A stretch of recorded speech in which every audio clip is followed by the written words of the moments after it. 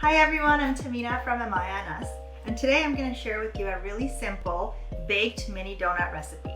Now don't worry if you don't have donut pans at home. You can also use this recipe to make pancakes and muffins. So let's get started. First we're going to melt the butter. So I have 2 tablespoons of butter here. I'll be right back. So here I have my butter, almost melted in the microwave. Next step is I'm going to make the buttermilk. Now this recipe needs buttermilk, and I never have buttermilk at home, so I just make my own. For every cup of milk, you need 1 tablespoon of lemon to make buttermilk. This recipe needs half a cup, so you only really need half a tablespoon of lemon, but I really like the taste of lemon in this recipe, so I'm just going to go ahead and use a full tablespoon. Whoops. Okay, so you just put that in there and give it a stir and let it sit for a couple of minutes for the milk to curdle up a little bit. So next we're going to use the vanilla. Add that to the butter and the sugar and give that all a mix. Go ahead and add your egg. Okay. And of course, in my first recipe video, I get an eggshell in the bowl.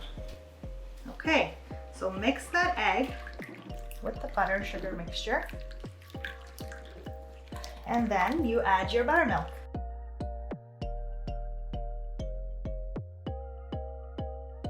And then we're gonna add all of our solids. So I'm gonna add my flour. Now I've substituted half the flour with almond flour, but if you don't have that, you can just use all-purpose flour for the full recipe. And don't skip this step because it's really important to mix the baking powder with all of your flour. So go ahead and add your flour with 1 teaspoon of baking powder, 1/4 teaspoon of salt, and give that a nice mix.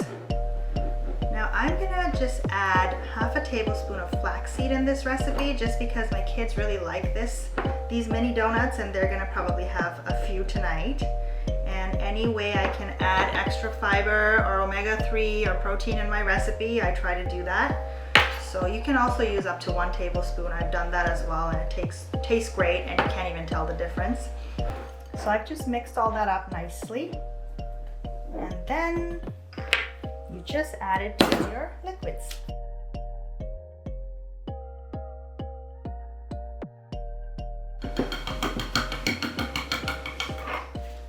Here is my mini donut pan. I've greased it already with some cooking spray.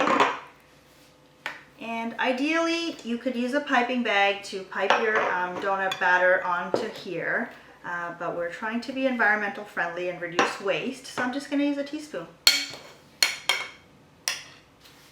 You just go around this part in the middle and fill it up. And don't overfill. I did that last time, and then the donut just completely baked into the full cavity, and it just looked like a little muffin. Didn't even look like a donut. And don't worry if you get some in the middle, you can just clean it up after. I'm just gonna shake the pan. Stick this in the oven at 375 degrees for about 7 to 8 minutes. I'll be right back from the oven. So here's my mini baked donuts out of the oven. I baked them for 7 minutes at 375 degrees convection bake. So to take them out of the pan, you just use a little toothpick and just poke it, and there it is. It just comes off really nicely. So I've got semi-sweet chocolate chip, half a cup. I'm gonna melt these in the microwave. And then I also have a 1/3 cup of white chocolate chips that I wanna use for contrast to try and make some spiders for Halloween. I'll be right back with the melted chocolate. So here's my melted chocolate from the microwave. It was a little thick for my liking, so what I did is I put half a tablespoon of butter and melted along with this to get it to be a bit more runny, just so it's easier to dip. So let's go ahead and start dipping these donuts. It's really simple. You just dip it in, and And if you want to put some sprinkles or something on there, this would be the time to put it on. You don't want to wait until the glaze has set. So for example, I'm gonna just get some sprinkles. I have these sprinkles. I should just dip it in here. Let's see how that's gonna work. And there you go.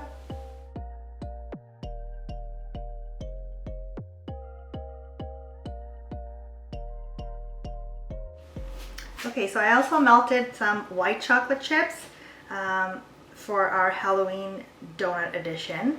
I'm going to dip some of the donuts in the white chocolate instead of the semi-sweet chocolate. And just let that settle a little bit. And then we're gonna make spider webs on them with the darker chocolate.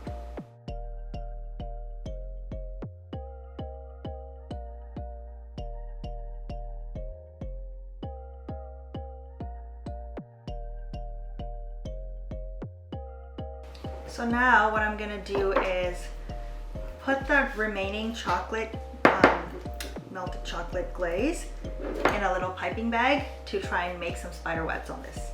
So I have a small piping bag with a number 2 tip, and the way I pour any icing or frosting in these bags, I just put it in a little cup so it just keeps it less messy. Just pour this around, put this over the rim and pour inside. Okay, so now I'm going to just apply this over these little donuts.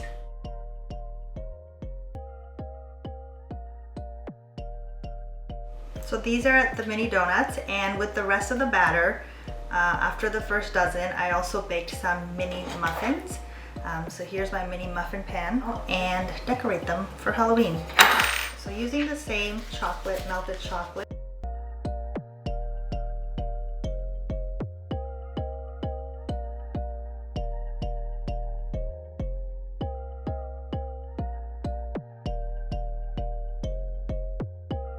So those were the muffins, and then after doing the muffins, I made a second batch and I made a few pancakes with the batter. I tried to make pumpkin shape, but they didn't turn out that great, but you can kind of see that's the tip of the pumpkin. So I have 2 pumpkin ones here that I'm going to decorate, and then 2 circle ones.